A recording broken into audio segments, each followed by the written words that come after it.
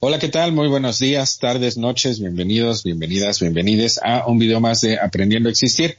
El día de hoy vamos a platicar un tema muy interesante, muy propicio que acontezca en enero. Entonces vamos a hablar de la vigorexia. Y como siempre, nada mejor que platicar con Ana Paola sobre esto. ¿Cómo estás, Ana Paola? Bienvenida. Gracias. Hola Carlos, pues con mucho frío porque en estos días ha estado muy bueno el frío, de repente quiero estar encobijada todo el día. Y pues para hablar aquí un tema más, sobre todo para las fechas de enero, que todo el mundo se quiere pues inscribir al gimnasio para las nuevas metas del año y tener un super cuerpazo. Ahorita se está dando mucho este tema de que las personas empiezan a obsesionarse con el tema de hacer ejercicio, ¿no? Una temporada yo creo que estuvo en los años 80 donde se estaban manejando este concepto de los cuerpos más fuertes, corpulentos, que estaba mucho de moda, ¿no? Yo creo que ahorita está regresando un poco con otro tipo de esquemas, más hacia el gimnasio, más hacia el concepto de cargar pesas, un poco más pesado, y que también las mujeres puedan hacer este tipo de ejercicios. Porque antes se les designaba más hacia los hombres, ¿no? Era como más común hacia ese lado, y que las mujeres hicieran sí ejercicio, pero de cardio o de aeróbicos. Entonces ya está un poquito más de referente a eso, un poquito más de información, pero también hay un lado donde a lo mejor sí está muy bien que se haga ejercicio. Creo que es algo de las cosas que tendríamos que estar haciendo continuamente para tener nuestro cuerpo sano, pero si ya te vas a un extremo, entonces ya llegas a un punto de pues tal vez que algo malo nos pueda pasar y que también ya se vuelva una obsesión, ¿no? Una persona que ya tiene problemas, que podría ser, no sé, lo que llamamos vigorexia. Entonces vamos a platicar un poco acerca de eso, y para empezar, ¿cuál sería el punto donde las personas podrían decir que está bien o que está mal? De cuando empezamos a hacer ejercicio y ya estamos estamos haciendo la balanza hacia el lado donde ya hacemos de más, ¿no? Donde nuestro cuerpo ya no necesita tanto. ¿En qué punto sería eso? Efectivamente. Bueno, la vigorexia también es considerada como dismorfia muscular o corporal. Es una situación de un trastorno con la circunstancia de la percepción del cuerpo, similar, por ejemplo, a la anorexia, similar a la bulimia, donde la persona, aunque se observa en el espejo, no logra ver la misma imagen que los demás observan reflejada. En este caso, la diferencia con respecto, por ejemplo, a la anorexia, la bulimia, en donde se ven con un sobrepeso o con una obesidad inexistente en muchas ocasiones, en la vigorexia la persona habitualmente lo que hace es verse débil y que carece del músculo suficiente como para sentirse seguro o segura.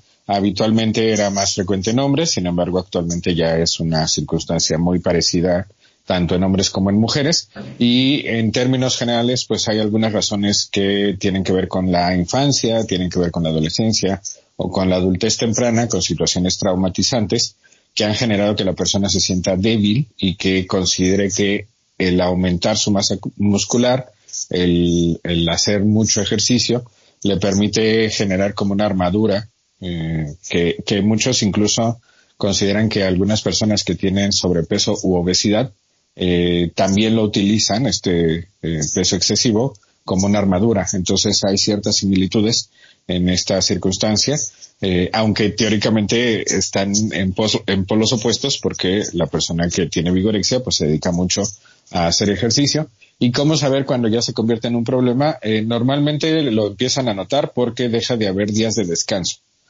Son personas que habitualmente no descansan ni un solo día a la semana, o que cuando descansan se sienten muy mal porque sienten que no están haciendo lo necesario para seguir progresando.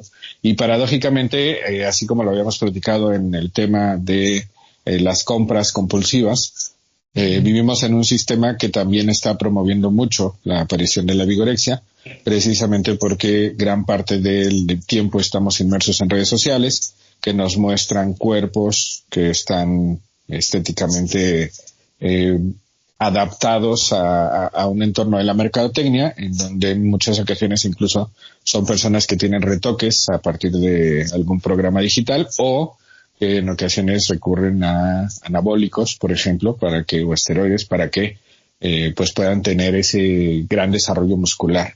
Entonces, igual la comparación tiende a ser bastante complicada en este tipo de trastorno, y por eso parte de las soluciones consisten en hacer cierta desintoxicación de redes sociales y de estos modelos que a veces tendemos a seguir, para precisamente un poco como tratar de disminuir esta autoexigencia que la persona con vigorexia tiene.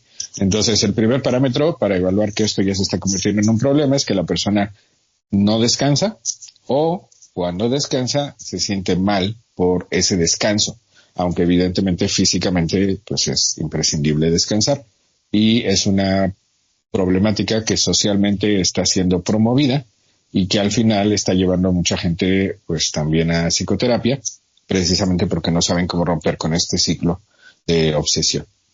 Ok, y esta obsesión, bueno, me recuerda un poco de lo que hablas, sobre todo en la anorexia o la bulimia, donde también se recomienda salirte de redes sociales o de todo este sistema que te presiona a tú sentirte que necesitas, ¿no? Porque los mismos comerciales te van diciendo cómo te tienes que ver, cuánto tienes que pesar, qué cosas debes de consumir para ser una buena persona, o para tú pensar que eres exitoso, o para estar haciendo bien las cosas. Y como continuamente te bombardean de este tipo de argumentos diciendo qué parte es el éxito, cómo tendrías que verte para ser bonito o para ser exitoso. Entonces llegas a un punto en el que si tú sabes que todo lo que hay en redes sociales, tú sabes lo que hay en revistas, sobre todo en revistas, yo creo que hay estudios que inclusive dicen que media hora o una hora que una mujer vea una revista se termina sintiendo muy mal después de ver revistas o ver todo lo que hay en la publicidad en las calles, porque siempre uno se va comparando, ¿no? De cómo se ve la persona, qué tipo de cara tiene, qué tipo de hasta la piel, ¿no? Cómo se ve la piel parejita.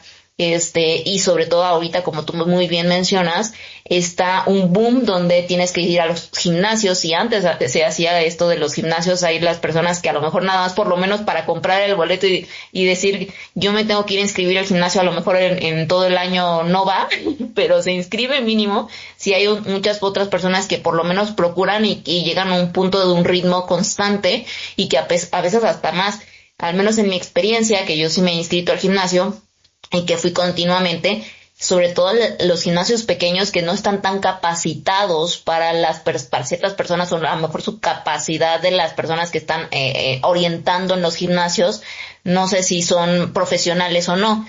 Y sobre todo en estas áreas que tienes que tener mucho cuidado, y también hasta preguntarte si cómo estás mentalmente, para qué vienes, qué es lo que estás buscando, mentalmente cómo vienes, porque eso también puede llegar a ser un problema, ¿no? Y las personas que se ven más profesionales, más capacitadas, desde un inicio te preguntan. O sea, sí me llegué a encontrar también a una persona con más capacidades de decir qué es lo que estás buscando. No le hagas caso a esta persona porque inclusive te va a lastimar, ¿no? Llegan, porque el primer instructor que me llegó, me empezó a estar entrenando, y que a las pocas semanas ya me querían meter un peso que yo no estaba soportando, inclusive ya me estaba enfadando. Dice, pues es que si me estás metiendo, inclusive le estás metiendo un peso que no estás soportando, la vas a enfadar y te vas a hacer que te salgas del gimnasio. Entonces no tiene caso, por eso los gimnasios luego se van, ¿no? Las personas que están de ahí. Entonces déjala sola, o vétele metiendo poco a poco peso. Inclusive no necesariamente necesitas cargar mucho peso, pero hacer el movimiento adecuado y poco a poco ir avanzando. Entonces sí se ve mucho la diferencia de inclusive un buen entrenador a un mal entrenador, o una persona que no está capacitada, no está profesionalizada en esta área, y que inclusive ni siquiera a veces meten el concepto mental de cómo está la persona para ver cómo estás yendo al gimnasio y te sientes bien, a qué vienes. A lo mejor muchos también nos metemos porque necesitamos desestresarnos, no es porque querramos músculo o porque querramos definir algo en determinado momento, sino que también es una manera de ejercitarnos mentalmente, desfogarnos, de sentirnos más tranquilos, porque también ayuda mucho hasta como meditación, ¿no? Por decirlo así. Entonces, esa parte de saber con quién vas y qué tan profesional es, casi es como ir al psicólogo, pero en la versión física. Entonces, es parte de aprender si estás yendo a un buen gimnasio con un buen entrenador, o mejor tú ubicarte poco a poco con buenos videos, con buenas personas, y ir paulatinamente, pero siempre intentando estar lo más tranquilo o estable posible, porque también si estás yendo por un problema emocional, yo creo que ahí es cuando terminas estando vinculado a una obsesión, ¿no?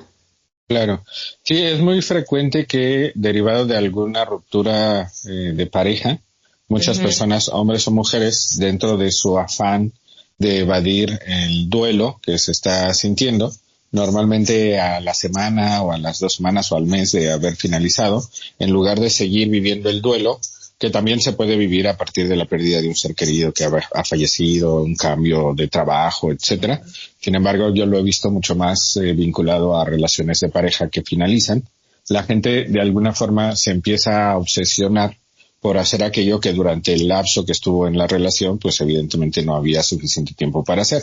¿Por qué? Ujú. Porque vivimos en sociedades en donde prácticamente solo nos dedicamos a trabajar, ¿no? Trabajar todo el Ujú. día, y el poco Ujú. tiempo extra que tienes, pues obvio lo vinculas con la pareja que tienes o con tu familia, etcétera. Y cuando eso finaliza, entonces las personas se ven con cierto tiempo libre, y como no saben cómo canalizarlo, porque probablemente nadie les explica que deben de darse idealmente un tiempo para vivir el duelo antes de buscar nuevas actividades y aficiones, muchos se meten a la parte del gimnasio. Es complicado que en un gimnasio algún entrenador deportivo tenga los suficientes conocimientos psicológicos como para indagar cuál es la motivación real de la persona. Aunque Ujú. lo tuviera, tampoco hay garantía de que la persona entienda por qué está haciendo lo que hace. La mayoría de las personas dirán, pues es que me quiero poner en forma. Es Ujú. poco probable que alguien llegue al gimnasio y diga, pues vengo porque terminé mi relación de pareja hace un mes y no tengo nada que hacer y esto me va a distraer. O sea, es Mucho complicado. autoconocimiento, ¿no? Exacto, tendría Trabajo que haber mucho personal. autoconocimiento. Entonces, yo creo que para evitar que eso acontezca, siempre es pertinente que luego de una ruptura, del fallecimiento de un ser querido, de un cambio drástico de vida por cambio de trabajo, cambio de domicilio, etcétera, la gente primero acuda a psicoterapia. Y ya desde esa perspectiva, pues probablemente ahí sí va a poder empezar poco a poquito el entrenamiento. ¿Cuál es la problemática? Que la mayoría de la gente en México no acude a psicoterapia. Algunas estadísticas, aunque no son del todo confiables, indican que prácticamente solo de 10 personas, una acude a psicoterapia en México, y tiende a ser un servicio bastante costoso para el nivel de vida que tenemos la mayoría de los mexicanos. Vendría siendo, porque teóricamente tienes que acudir una vez a la semana, entonces para mucha gente es venir pagando como una renta de un cuartito, un departamento, el equivalente a acudir a psicoterapia. Entonces, el ingreso que una persona debe tener tiende a ser elevado para poder sufragar el costo de la psicoterapia. ¿Cuál es el problema? Que evidentemente al no poder hacerlo, pues se termina uno en situaciones que pueden dañar mucho la salud, tanto física como mental, y pues tarde o temprano pues termina uno yendo a este tipo de servicios. Entonces siempre la recomendación es, primero, ante un duelo, acudir a psicoterapia, porque si estamos buscando o esperando que en un gimnasio nos puedan orientar sobre esto, es muy complicado, porque si no hay la mayoría de las ocasiones no hay personal capacitado, y aunque Ujú. lo hubiera, como no hay este conocimiento o autoconocimiento previo, pues es difícil que la persona genuinamente logre dar una respuesta correcta ante la pregunta de cuáles son tus objetivos al venir al gimnasio. Yo nunca he escuchado a nadie que diga, pues es que quiero olvidarme de mi dolor y por eso vengo, ¿no? Entonces, es complicado, porque además también, como tú lo mencionaste en tu experiencia, a veces muchos instructores de alguna forma presionan o hacen una sobreexigencia física a las personas que les orientan, lo cual también termina generando que en muchas ocasiones ya hay nuevos gimnasios en donde ya no hay una interacción real con el entrenador, sino que realmente se utilizan aplicaciones que te van poniendo los ejercicios, y entonces cada persona pues hace lo que se le Así es. antoja, siguiendo una rutina, viendo videos que el Ujú. mismo gimnasio pone en sus plataformas, y ya tampoco a veces hay ni siquiera ese contacto humano, ¿no? Porque a veces también era desagradable, sobre todo para las mujeres. Sí, sí, sí, Entonces, definitivamente. buscar ahí la ayuda psicológica, pues sería un poco como ir a la carnicería buscando un médico, ¿no? Es complicado que el carnicero en cuestión casualmente fuera médico, ¿no? Entonces, por eso lo sugerente siempre es, si estás viviendo un duelo, primero ve a psicoterapia. Lo que en psicoterapia recomendaríamos es entender que durante los primeros 3 meses, que es el proceso de duelo, la parte más álgida, más complicada, prácticamente nuestro cerebro está en modo supervivencia y no es recomendable iniciar nuevos proyectos. A lo más salir a caminar, de repente a lo mejor salir a trotar, nada complejo, porque en realidad lo que estaríamos haciendo con ello es estresar a nuestro cerebro.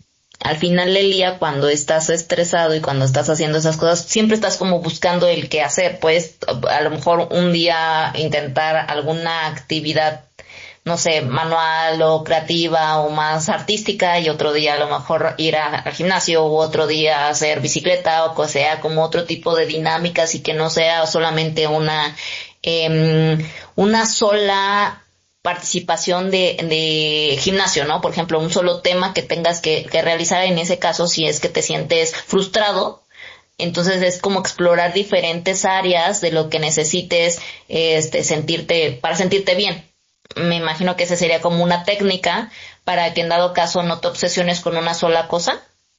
Efectivamente, de hecho, a mí me parece, tanto por experiencia profesional como personal, que lo que más ayuda a las personas a recuperarse luego de una situación de duelo son cuestiones artísticas. Si bien es cierto que el ejercicio es fundamental, hacer ejercicio básico, sencillo, como salir a caminar 15 minutos o 10 minutos cada tercer día, para el cerebro con eso más o menos empieza a ser suficiente, que de repente nos pegue un poco de sol, que de repente interactuemos con otras personas. No necesitamos en realidad de manera inmediata meternos al gimnasio, porque de hecho a mucha gente ni siquiera es que le guste el gimnasio, y eso a veces termina siendo un efecto contraproducente, en donde yo ya pagué, a veces a lo mejor hay promociones para pagar todo el año, no lo aprovecho, y entonces empiezo a generar la idea de que el ejercicio y yo estamos peleados, cuando en realidad no, simplemente fue una dosis demasiado elevada al principio.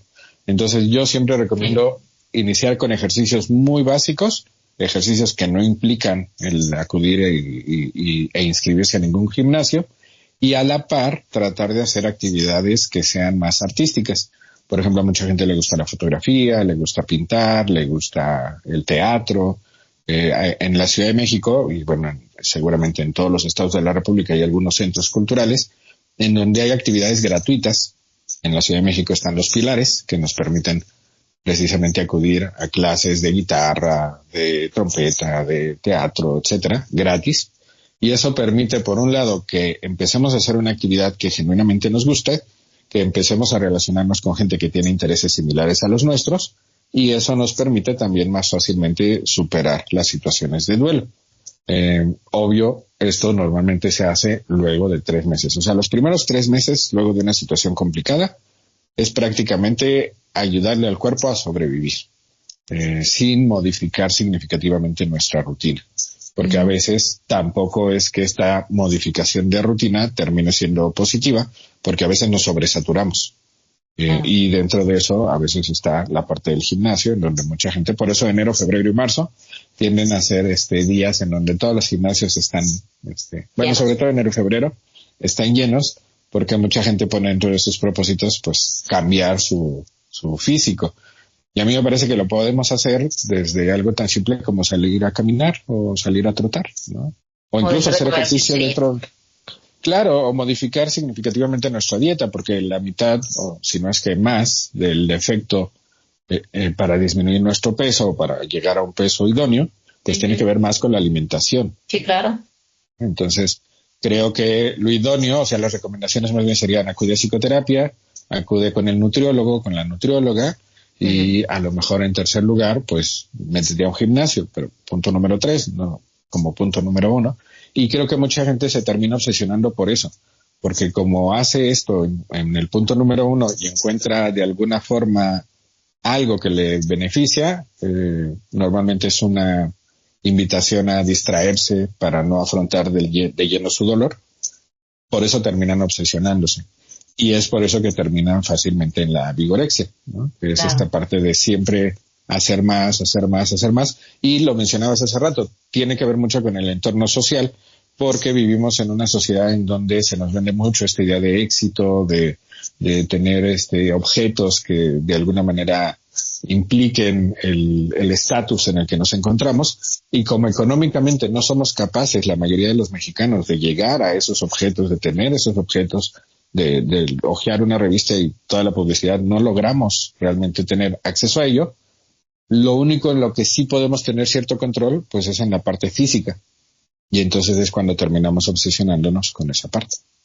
Sí, claro, y además, para tener un cuerpo de ese estilo, de ese estigma, sí necesitarías gastar muchísimo, porque es muchísima proteína, que eso implica tener más productos que generen pues venta y puedas consumir los gramos de proteína que requieres para mantener el músculo, porque el cuerpo tiene una limitante. Al final del día, si estás yendo a lo mejor 40 minutos al gimnasio, 1 hora, que sería lo promedio normal de lunes a viernes o de lunes a sábado con un día de descanso, y estás intentando ir con un entrenador profesional, que si todo se alinea y está funcionando bien y que sí sea profesional, te va a dar lapsos y tiempos para descansar ciertos grupos musculares y que no te fatigues en todo el cuerpo a la vez, y que aparte tengas un día de descanso donde no tengas que hacer ejercicio y que lo dediques a otro tipo de actividades. Entonces también el hecho es que si comienzas a comprar suplementos alimenticios, implica más gasto. El consumo de una dieta específica es el doble o triple de gasto, y eso implicaría también tener un esquema social, económico, en el cual tú tengas la capacidad de tiempo para solventar ese tipo de vida, y también el tiempo y el gasto económico de comprar estos productos específicos, donde puedas comprar que la creatina, que la proteína, consumir más, no sé, pescados, que son grasa que se procesa mejor, arroz, etcétera, y también quitarte todas las grasas malas, que al final del día sí se puede ir vinculando de una manera sana, bajo presupuesto, pero intentando no a lo mejor consumir todo este tipo de proteínas extras que en realidad tú lo podrías generar comiendo una dieta balanceada,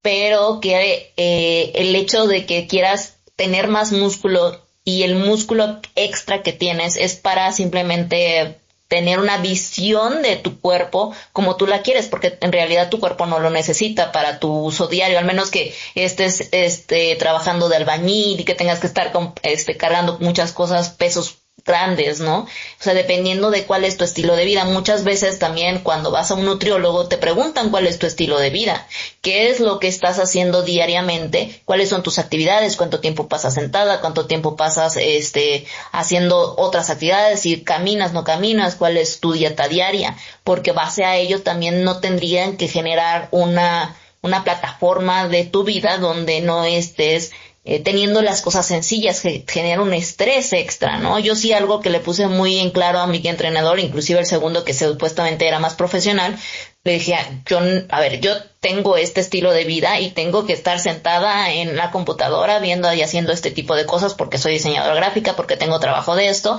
y yo precisamente por eso necesito, y además que soy freelance, no salgo después. Me ayuda mucho ir al gimnasio y estar con otras personas, e interactuar y caminar y salir y hacer ejercicio, porque después de esto ya me la quedo sentada todo el resto del día.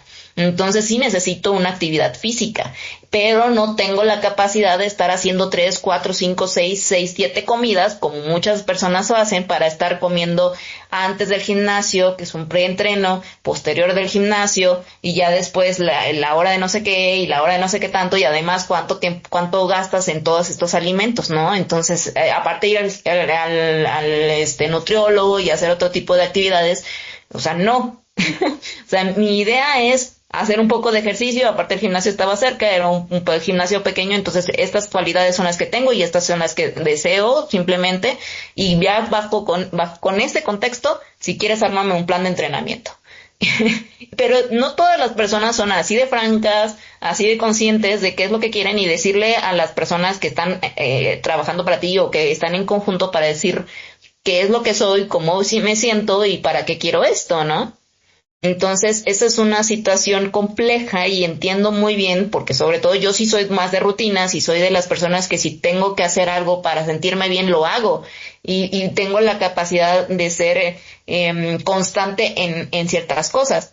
Pero también el hecho de tener el conocimiento y de haber ido al psicólogo y haber ido a terapia y estar constantemente en este tipo de temas me hace decir, no, espérate, o sea, pero también tienes que tener otro tipo de dinámicas, tienes que analizarte si estás en el límite o hasta dónde estás sintiéndote bien con el ritmo que llevas.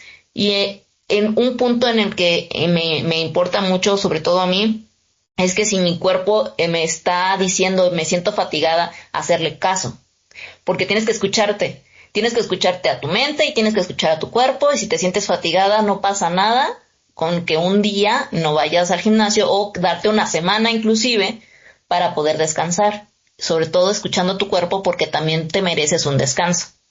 Y esa es la situación de que yo creo que existe un equilibrio, pero muchas personas no saben cuál es el punto de equilibrio y para poder volver a empezar también una rutina que consideres pues sana para ti.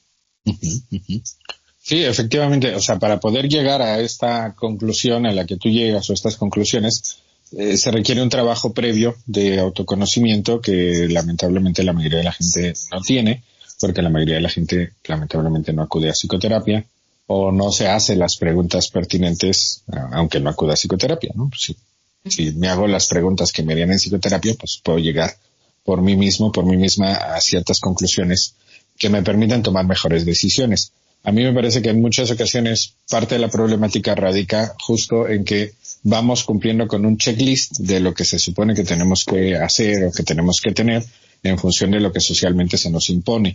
Y sobre todo en el caso de los hombres, aunque también cada vez más a las mujeres, pues se les está mostrando cuerpos en redes sociales, en revistas, en la publicidad en general, que están cada vez más tonificados, que de alguna manera se están enfocando demasiado en la parte del ejercicio.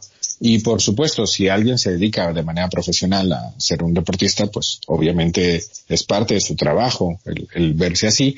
Sin embargo, en muchas ocasiones nosotros que no trabajamos como deportistas, que tenemos otro tipo de empleos, pues no podemos llegar realmente a esos estándares a menos que nos sobreentrenemos, y es ahí donde empieza esta obsesión.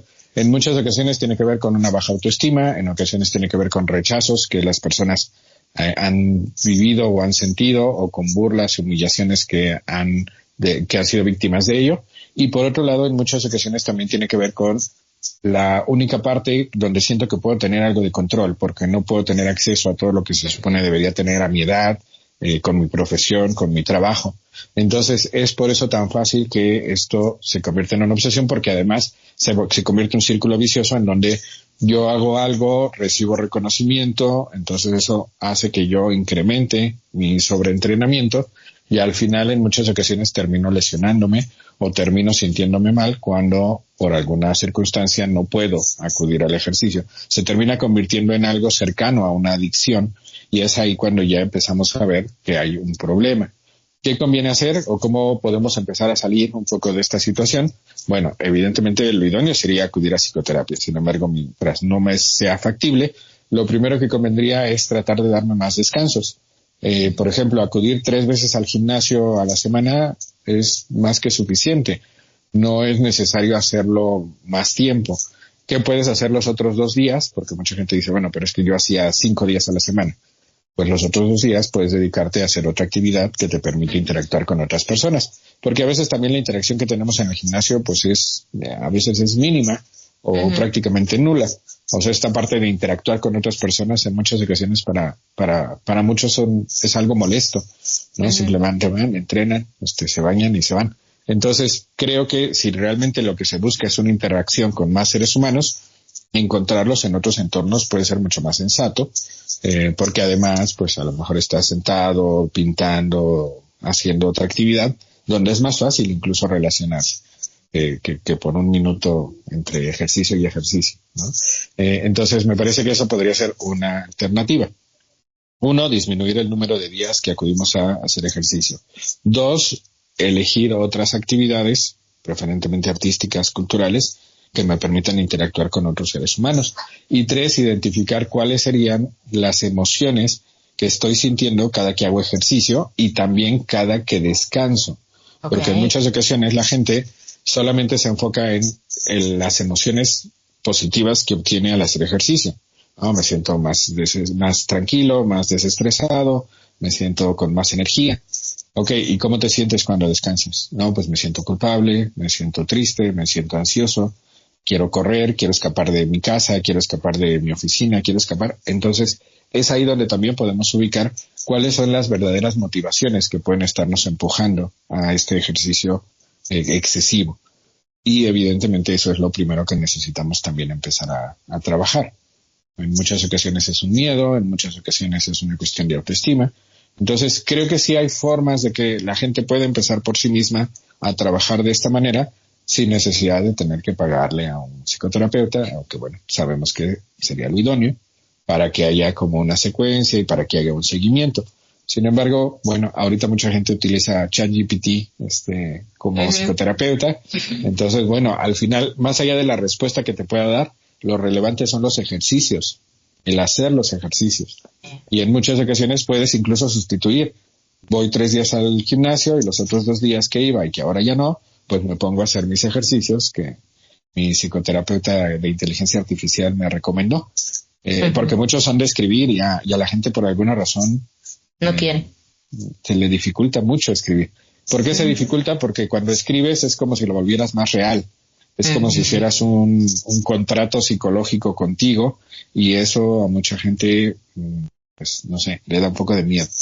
Te retas a ti mismo, ¿no? Porque yo sí lo que he notado es que en mi cabeza a veces mis ideas suenan muy inteligentes y muy interesantes y una vez plasmadas en un cuaderno te enfrentas a ti mismo y a veces el también saber poner una palabra y otra y cómo acomodar una idea a veces te cuesta más trabajo o te sientes más infantil inclusive cuando te quejas y llegas a un punto en el que terminas de releer todo y entiendes muchas más otras cosas de las que no tenías contemplado. Entonces, cuando uno, a lo mejor puedes hablar mucho contigo mismo, mucho, yo lo hago mucho. Sin embargo, cuando ya lo escribes y lo relees, es otra dinámica totalmente diferente. Inclusive yo que ya pasé como por el siguiente paso es grabarme y luego verme cómo me veo. Ya eso es como el cuarto paso y fue un cambio totalmente diferente a poder canalizar esa situación de esa manera. Sí, es muy, muy interesante, pero pues si ni las personas quieren como escribirse, leerse y hacer el siguiente paso, pues ya es mucho más complejo. Fíjate que a mí algo que me ha funcionado muy bien, tanto en la parte personal como en la parte profesional, es las notas de voz, porque justo las notas de voz nos permiten estresarnos un poco menos que escribir. No digo que sea mejor que escribir, creo que escribir per se tiende a ser más profundo y te caen muchos veintes. Digamos que sería como una actividad complementaria. Por ejemplo, si la gente de repente siente enojo, siente tristeza, siente miedo, puede hacer notas de voz en donde externalice todas estas emociones, tratando de imaginar que estás hablando con la persona con la que te enojaste o con la persona cuya conducta te generó la tristeza o te generó el miedo, como si estuvieras hablando en una llamada con esa persona y grabarlo. Y luego escucharte tiende también a ser bastante interesante porque te das cuenta de muchas ideas que inconscientemente están ahí, que en la grabación sí salen y que en muchas ocasiones cuando reflexionamos o escribimos no tan fácilmente aparecen. ¿Por qué? Porque hablar es mucho más fácil, mucho más rápido que escribir. Entonces, yo la recomendación que hago es cuando la gente está muy cansada y no tiene como muchas ganas de ponerse frente a la hoja o al cuaderno y escribir, creo que una nota de voz ayuda muchísimo. Yo a veces hago 2 o 3 cada día, entonces la gente puede hacer constantes y además las puedes hacer en lugares públicos, porque como cada vez es más común que la gente esté hablando por teléfono o haciendo notas o teniendo notas de voz con alguien más, pues la gente no se da cuenta de que en realidad estás teniendo una charla contigo mismo. Y ya el siguiente nivel es ese que tú mencionaste, ¿no? El de, bueno, y ahora hazte un video. Externaliza lo que estás pensando, lo que estás sintiendo y luego obsérvalo.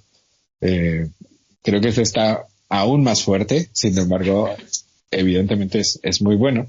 Entonces creo que sí son alternativas que fácilmente podríamos hacer y que la mayoría de la gente cuando las escucha como sugerencias desde el punto de vista psicoterapéutico, dice, estoy pagando para que me recomienden esto. Pues sí, porque lo importante no es per se la recomendación, sino que lo hagas, que lo lleves a cabo. Y mucha gente lo piensa, mas no lo lleva a cabo. Como tú dices, mucha gente piensa y cree que con eso es suficiente. Sin embargo, para nuestro cerebro no, necesitamos hacer un pasito más. Entonces, el pasito número 1 sería escribirlo, el pasito número 2, que a mí me parece que a veces es incluso más fácil que escribir, notas de voz, y a lo mejor el pasito número 3, videos. Sí. Y a ver qué sale. Sí, claro. Y con respecto a este tema, bueno, quisiera como ver el otro lado de la vigorexia. Está ahorita como que también en auge el concepto de que estaban aceptando más allá ya un grado de obesidad, porque no sé cómo, sobre todo en el área de feminista, manejaban como el concepto de la obesidad como algo transgresor y que era positivo, inclusive el body positive. ¿Eso cómo lo ves tú? Bueno, aquí estaríamos hablando ya desde una perspectiva en la cual del cuerpo ajeno no se debe de hablar y donde es importante no discriminar y es importante respetar a las personas y las decisiones que han tomado que les llevan a tener el peso corporal que tienen. A mí me parece que teóricamente es una idea bastante revolucionaria, bastante transgresora, en la cual evidentemente se busca la dignidad por encima de cualquier otra cosa, y en donde efectivamente nuestra apariencia, sea musculosa o sea de alguien con unos kilillos de más, no nos determina como seres humanos, no determina nuestra valía ni tiene que ver con nuestra dignidad. ¿Cuál es la problemática que veo ahí? Que en muchas ocasiones las personas en realidad sí tenemos malos hábitos alimenticios, que a la larga nos pueden generar ciertas enfermedades, si no de manera inmediata, a lo mejor a la larga en algunos años. Por ejemplo, que nuestras articulaciones soporten un peso excesivo, pues evidentemente tarde o temprano nos terminará afectando. Entonces, a mí me parece que está muy bien cuando la gente acepta su corporalidad, acepta que a lo mejor tiene sobrepeso, que a lo mejor tiene obesidad, se hace estudios de sangre y en general médicos y se determina que todo está bien, que todo está sano. A mí me parece perfecto si la persona quiere continuar de esa manera, ¿no? ¿Cuál es la problemática? Que en algunos de esos estudios, pues evidentemente sí hay sugerencias como bajarle al azúcar, bajarle a las grasas, incrementar el movimiento, disminuir un poco el peso para evitar el daño en articulaciones. Entonces, cuando hay esas recomendaciones, pues a mí me parece que lo lógico sería intentar ir en esa dirección sin llegar a obsesionarnos con la parte de la apariencia ni con el peso, porque entonces caemos en la vigorexia. Entonces creo que allí es encontrar como el punto medio. Y creo que todo movimiento que invite a irnos a los extremos, al final terminará siendo contraproducente para la persona en general. Porque creo que muchas personas que están abogando por el body positive, en el fondo, no necesariamente están a gusto con cómo se ven y cómo se sienten. Porque a veces se fatigan más rápido, porque a veces les cuesta más trabajo interactuar con otras personas, porque en muchas ocasiones sí sufren cierta discriminación. Y evidentemente el problema ahí es la discriminación, no la apariencia como tal. Sin embargo, creo que en el fondo sí hay algunas personas que teóricamente están en esa corriente, que en el fondo tampoco es que se sientan del todo cómodas ahí. Entonces, a mí me parece que lo idóneo es no caer en autoengaños. Si genuinamente no te sientes cómodo con tu peso, pues creo que es pertinente que hagas algunas pequeñas modificaciones para estar más cerca de lo idóneo, entendiendo que a lo mejor va a ser un trabajo de muchos años, porque normalmente no llegamos a sobrepeso u obesidad en un año. Normalmente es producto de 15, 20 años de estar alimentándonos mal. Y sobre todo, independientemente de dónde nos posicionemos, creo que es importante entender que la principal problemática la genera el sistema, no la persona. Porque en muchas ocasiones decimos, bueno, sí, pero es que yo he elegido comer tortas de tamal en lugar de una pechuguita asada. yo he elegido comerme unos taquitos saliendo del trabajo en lugar de una comida en una fondita. Y en muchas ocasiones no es del todo cierto, porque también tiene que ver con mi ingreso, tiene que ver con mis tiempos de trabajo, tiempos de desplazamiento.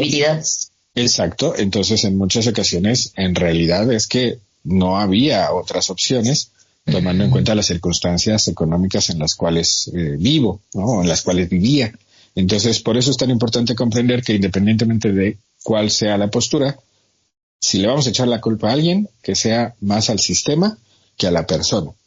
Y eso no significa que la persona no pueda hacer cambios. Sin embargo, empezar a hacer cambios sin esta culpa, a mí me parece que es mucho más fácil que pensando en que yo he tomado siempre pésimas decisiones, yo no me quiero, yo me odio porque he comido tortas de tamal, cuando en muchas ocasiones era para lo único que me alcanzaba, ¿no? Entonces, creo que sí es importante, si vamos a comenzar cualquier cambio, que tratemos de hacerlo sin carga emocional extra, como la culpa.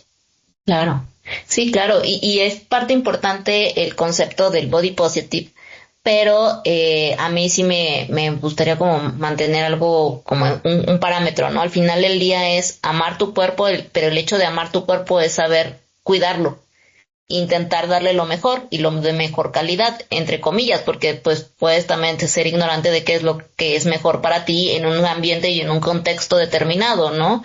O qué es lo que le puede, digo, al final del día si estás en un ambiente de donde no hay otra cosa, que solamente hay papas, hay avena o galletas de avena, ¿no? Yo generalmente cuando voy al Oxxo, porque al Oxxo no puedes ir a desayunar porque en realidad es pura cochinada, pero llegas a un punto en el que no hay nada y que dicen, no, pues en la esquina solamente hay un Oxxo. Entonces, ¿qué me voy a comprar? ¿Unas papitas, un pan Bimbo o unas galletas de avena que siguen repletas de azúcar, pero entre comillas te llena más y te cae mejor, ¿no? Entonces digo, pues me voy por las galletas de avena, a mi consideración. Entonces es como saber intentar elegir entre todo lo malo, lo menos peor. Y claro. es intentar como manejar, saber, yo me quiero, intento cuidar mi cuerpo, que es lo que voy a intentar hacer. No me voy a traumar si es que tengo una lonjita. Y muchas personas, sobre todo nosotros las mujeres, nos culpabilizan si tenemos una lonjita. Todo es, tienes que ser perfecta y tienes que hacer lo mismo, tienes que hacer lo mejor, y si tienes una lonjita es porque no estás haciéndolo bien y aparte no te ves bien y no tienes el derecho de verte mal y no tienes el derecho de hacer las cosas mal y no tienes derecho de que tengas una pancita o una lonjita. Entonces, este movimiento creo que nos ha generado la oportunidad de decir no pasa nada y tienes el derecho de tener una lonjita, porque inclusive después de intentar hacer todas las cosas bien, ya lo estás haciendo. O sea, date cuenta que estás haciendo las cosas bien, no te sientes mal, estás bien con tu cuerpo, estás haciendo las cosas de manera de cuidado, de autocuidado, y esa parte de ti es lo normal. Y normalizar que las personas tenemos diversos cuerpos. Hay personas que no tienen lonjas y que comen y comen y comen y no engordan porque su cuerpo es diverso y es diferente al tuyo y tienen un metabolismo diferente al tuyo. Y que a pesar de que tú te cuidas, no vas a tener nunca ese cuerpo porque no eres tú, esa es otra persona. Y a mí este concepto de body positive es aceptar que yo tengo otro tipo de cuerpo y otro tipo de metabolismo y que yo me cuido como me tengo que cuidar y con el contexto que yo me tengo que cuidar. Y que esa persona se cuida o no se cuida bajo el concepto y el contexto que se cuida o lo que le enseñaron a cuidarse. Y que aún así me tengo que amar. Claro, la parte también relevante es identificar que gran parte del autoconcepto que yo tengo de mí no viene de mí, también viene de la mirada de los otros. Entonces, en muchas ocasiones también es importante identificar qué tipo de personas me están rodeando, porque en ocasiones los trastornos corporales derivan no tanto de que la persona de repente se empezó a ver con una dismorfia, o se empezó a ver más gordo o más flaco de lo que en realidad está, sino que tiene que ver con las voces que están alrededor. Por ejemplo, algunos estudios indican que gran parte hay una correlación entre la anorexia y la crítica materna. No significa que todas las personas con anorexia tienen una mamá que les criticó, sin embargo, sí hay estudios que indican que a veces hay una elevada correlación entre tener anorexia o tener bulimia y tener una madre o una abuela. Tienden a ser sumamente estrictas con la parte de la alimentación y sumamente críticas. Entonces, las voces de las personas que nos rodean son más importantes de lo que a veces creemos. Y creo que a veces también se nos escapa ese punto. Mucha gente dice, bueno, es que yo me debo de amar independientemente de lo que digan a mi alrededor. Bueno, es que la mitad de la idea que tienes de ti radica en esas voces que tienes a tu alrededor. Entonces, una forma precisamente de autocuidado también consiste en elegir con qué personas me voy a vincular la mayor parte de mi tiempo. ¿Y qué puedo hacer si de repente la que me critica es mi mamá o mi abuela y yo vivo ahí cerca de ellos o con ellos o con ellas? Pues tratar de disminuir la interacción con esas personas porque precisamente sus voces terminan siendo sumamente importantes para el amor que puedes llegar a sentir hacia ti mismo o hacia ti misma. Entonces, creo que en muchas ocasiones, igual es parte del sistema, el sistema busca soluciones individuales. Y entonces, si yo pienso y me compro la idea de que yo me debo de amar independientemente de lo que diga mi entorno, estoy buscando soluciones individuales. Lo que buscamos desde las prácticas narrativas es entender que vivimos en un sistema y que es importante la voz de las personas que nos rodean. Entonces ahí se buscarían también medidas colectivas. Por ejemplo, en psicoterapia lo que se hace, un ejercicio que habitualmente les pido, es que traten de enumerar quiénes son las personas que emocionalmente son importantes para ellos, para ellas, que son positivos, que traten de fortalecer esos vínculos, que traten de estar más tiempo con ese tipo de personas y que disminuyan el tiempo o la convivencia con personas que tienden a ser críticas, que tienden a ser agresivas, que tienden a ser rudas. Y eso mágicamente incrementa la autoestima. ¿Por qué? Pues porque la mitad, por lo menos, de esa autopercepción, de ese autoconcepto, de esa autoestima, tiene que ver con las voces que tengo a mi alrededor. Entonces, en muchas ocasiones, buscar soluciones individuales lo único que hace es perpetuar la problemática. Y sí, claro, estaría genial que la gente se ame a sí misma, siempre y cuando entienda que gran parte del por qué se ama o no se ama tiene que ver con las voces que he escuchado durante años alrededor. Y si hacemos también una depuración de eso, así como vamos depurando algunos productos que no nos hacen bien, también vamos a mejorar nuestra parte de la autoestima, que es otro de los ejercicios que se tiende a hacer. Okay. Pero, ¿qué pasa con una niña o, por ejemplo, todos esos maestros? Yo creo que habrá muchos maestros o maestras que se dan cuenta de todas las cosas que viven los niños y no pueden emanciparse o alejarse de sus padres o abuelas y están viviendo en un conflicto donde no es una buena educación y donde los están torturando psicológicamente continuamente con su cuerpo o con su forma de hacer las cosas. Sí. ¿Qué se tiene que hacer ahí? Pues tratar de concientizar al adulto o a los adultos que están alrededor. Que en muchas ocasiones por eso lo que se hace es tratar de incluir a más de un miembro de la familia. Porque, por ejemplo, yo estoy notando como maestro, como psicólogo en una escuela, que es justamente la mamá la que maltrata, violenta a la niña. Pues ¿qué sería lo idóneo? Que en la siguiente junta no solamente convocar a la mamá, sino que también convocar al papá o convocar a algún otro familiar que pudiera a lo mejor hacer contrapeso a lo que la mamá está haciendo o la violencia que está ejerciendo contra la niña. Evidentemente eso es muy complicado porque tengo, 500 niños en una escuela, ¿no? O 200 niños en una escuela. Sin embargo, pues esa es la solución. Hay ocasiones en donde estas problemáticas ocurren desde la infancia. De hecho, la mayoría de las ocasiones de anorexia y bulimia y seguramente también de vigorexia pueden haber acontecido desde la infancia. Entonces, ¿qué se puede hacer? Pues eso, intentar, si es factible, modificar la percepción de los adultos que están alrededor de ese niño o esa niña, porque también acontece con niños.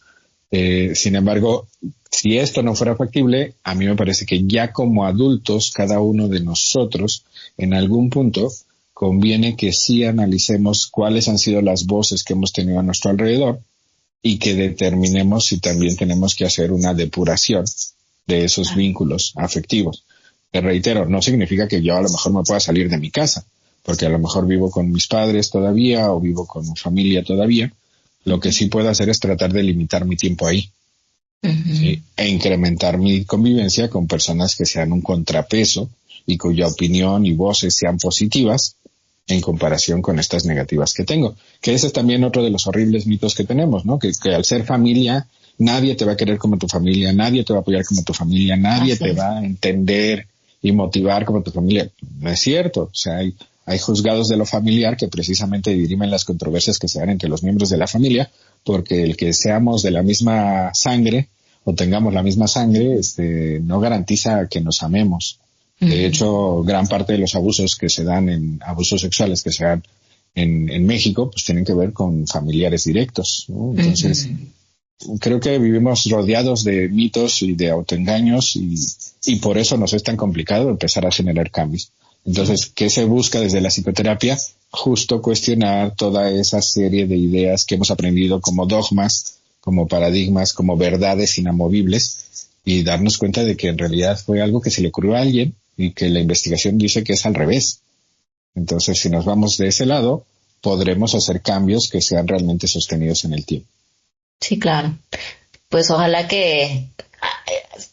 Creo que aquí hay un punto importante, sobre todo en la niñez, que haya maestros más conscientes y que en verdad quieran monitorear a lo mejor el cómo funciona la dinámica familiar dentro de sus alumnos, ¿no? Entonces, muchas veces hay maestros que cuando son buenos maestros y que se dan cuenta de este tipo de situaciones, son los primeros que alzan la voz o que intentan monitorear y participar en la educación inclusive paterna o materna referente a este tipo de temas, y creo que son un pilar importante con respecto a la formación de los alumnos y que no solamente se queden en esa parte de de educación de materias, porque muchas veces si no tienes un niño, no tiene una participación buena, a lo mejor es porque no está funcionando también durante la familia, ¿no? Si no está consciente, no tiene la cabeza, porque hay muchos problemas en su casa, y que posiblemente este tipo de comentarios o gritos o peleas o problemas que lo hicieron sentir mal en casa, lo mantienen mal en la escuela. Y este tipo de dinámicas, si los maestros no se dan cuenta, si los maestros simplemente dicen que es un niño que tiene problemas o que no quiere aprender, o que le echan la culpa o la responsabilidad al niño y no ponen de su parte para preguntar qué es lo que siente o qué es lo que tiene o qué le pasó en la casa, entonces nunca van a entender lo que también está viviendo un niño. Y eso es bien duro, porque a lo mejor nunca vas a tener esta posibilidad como niño de aprender o decir o levantar la mano, porque ni siquiera sabes que la estás pasando mal o que hay una persona adulta que te está denigrando, que te está violentando, porque no lo sabes. Entonces aquí es bien importante que también haya una participación de las personas que están siendo parte de tu comunidad, en este caso los maestros, que son adultos que también conviven contigo, para poder tener la confianza y que estén al pendientes de este tipo de situaciones. Efectivamente, el problema es estamos tan inmersos en nosotros mismos y en estrategias de búsqueda individual de soluciones, que por eso es pertinente entender que estamos interconectados, que somos interdependientes y que solo de manera comunitaria realmente podremos resolver los problemas que nos aquejan. Entonces, pues sí, ir en contra de lo que el sistema nos está enseñando, pues es parte de encontrar mejores soluciones, porque el sistema busca siempre ser independientes, ser individuales, que cada uno se rasque con sus propias uñas, cuando en realidad desde las prácticas narrativas, por ejemplo, lo que buscamos es lo contrario, fortalecer la parte de la comunidad y darnos cuenta de que dependemos unos de otros y que pues nadie puede existir sin el otro, ¿no? Entonces, buscar cuestiones más colectivas, soluciones que tengan que ver con no solo lo que yo puedo modificar, sino mi entorno, me parece que a la larga van a dar mejores resultados. Claro, pues sí. Pues bueno, pues muchas gracias, Carlos. Espero que compartan este video, que por favor le den like. Esto va a ayudar a que más personas puedan verlo y que el algoritmo favorezca el video. Creo que es una parte importante para que todo el mundo conozca y que hablen más de ello y que busquen más información con respecto a estos temas, y que pues bueno, sigan compartiéndolo y por lo menos hagan un comentario de ello en sus grupos, en el grupo de las tías, pregunten a sus niños que estén cerca de cómo se sienten y cómo se sienten con su cuerpo. No cuestionen su cuerpo, pregunten cómo se sienten con su cuerpo, y eso creo que ya estarían del otro lado, ¿no? Preguntando si se sienten bien, si se sienten mal, y los abrazan simplemente por cómo son y cómo existen en esta vida. Entonces, pues muchas gracias, Carlos. Recuerden que a psicoterapia no va la gente loca, sino la que quiere aprender a existir. Les mando un besote, un abrazote, cuídense mucho.